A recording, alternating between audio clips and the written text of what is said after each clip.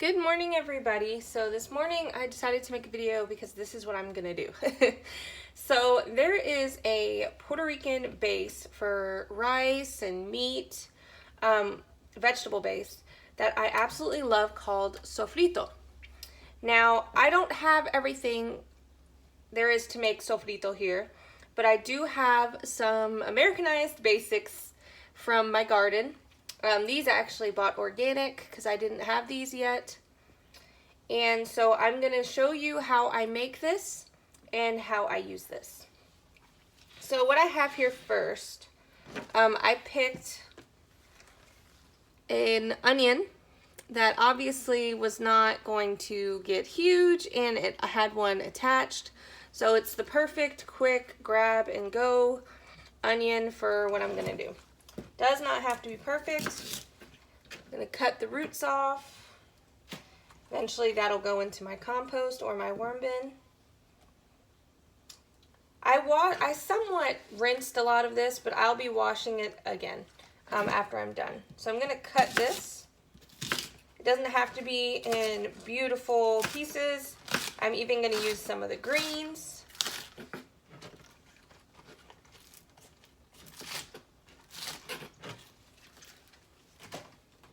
I have some garlic.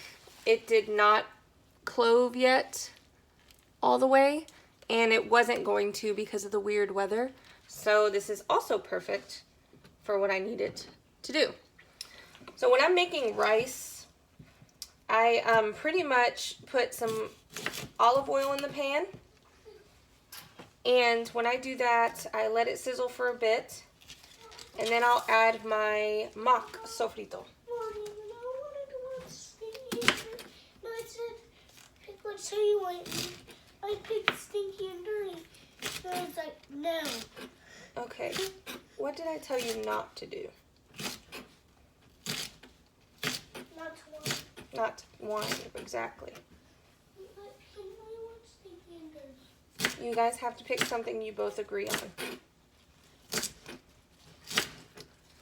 So that was my son. I'm sorry, it's impossible to do videos when Daddy is at work with like where there's no background noise for children, because it's just how it is. Right here is some cilantro that was on its way. Oh, there's also parsley in here, so I guess I can cut them both. I put some parsley and some cilantro.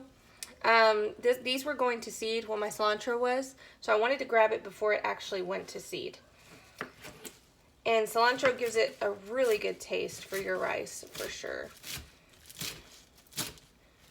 And I added parsley just because I also like the taste of parsley. So this is going to be like a really green base. Put some of this in here. And like I said, I will rinse this really well before I put it in the food processor. Look how green and pretty. Lots of flavor in there. This is another onion I had that I knew was not going to... Well, I had to move it because the others were bulbing, so these were too close. So look, my red onions are starting to bulb. Look, I just noticed. Awesome. I love onions. My children are not huge on onions, but they'll eat them while they're cooked, or if they're really small. So that's just our little thing. You don't have to cut these as small as I'm cutting them because they're going to go into the food processor. But I don't know. I just like to do it this way. So first we have cilantro, we have onions, and we have garlic, all fresh from the garden. And now for the thing not so fresh from the garden, bell peppers. Bell peppers, I love the taste of bell peppers. And they go really well with my little mock sofrito.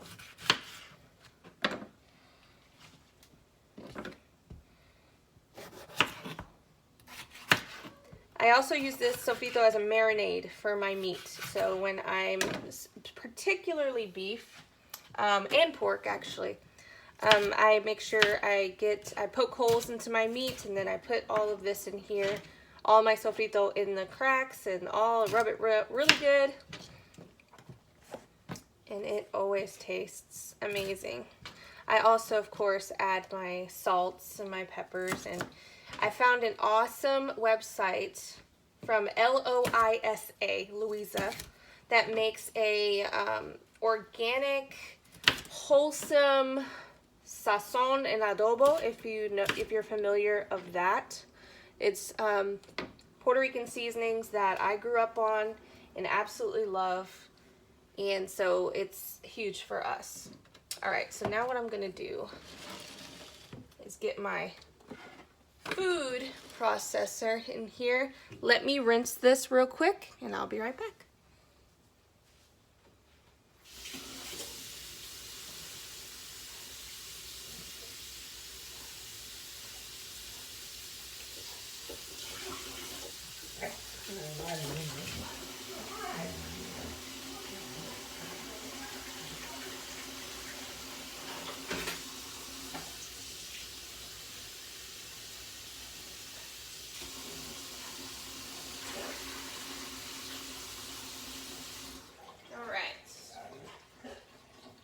Calm down, Daisy.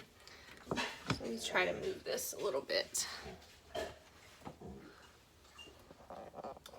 I don't know how to edit videos if you haven't noticed already, so I do this in one shot, one take. I hope you don't mind too much. So I'm going to add everything into my food processor.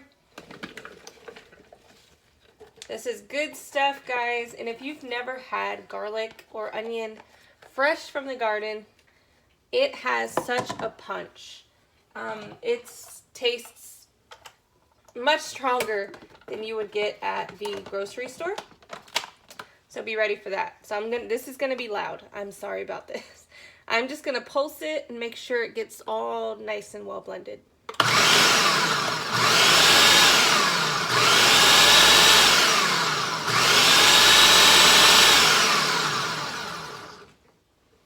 Okay, so after I pulse it a few times, I am going to add some olive oil.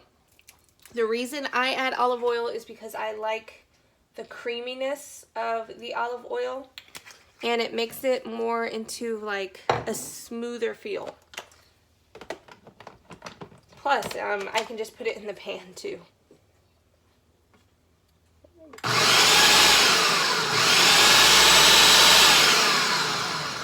Give you guys a better look at what is happening. Look at that color.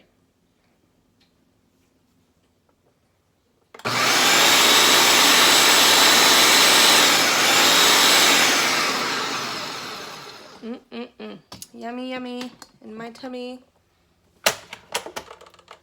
Where's my little tool here?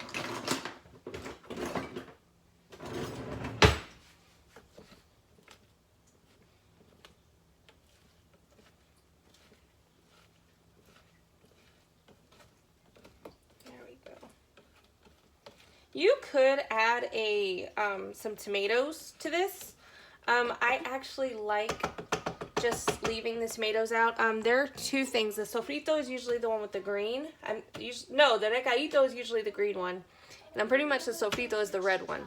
So I might have mixed that up. So we'll see. I don't know. We'll see. Mommy, are we allowed to watch Talk? Can we? What yes. Episode? Yes. It's my son, guys. My son, he's a sweetheart. I will put the actual information in the box so you can see what I am doing. Well, what I'm supposed to be doing.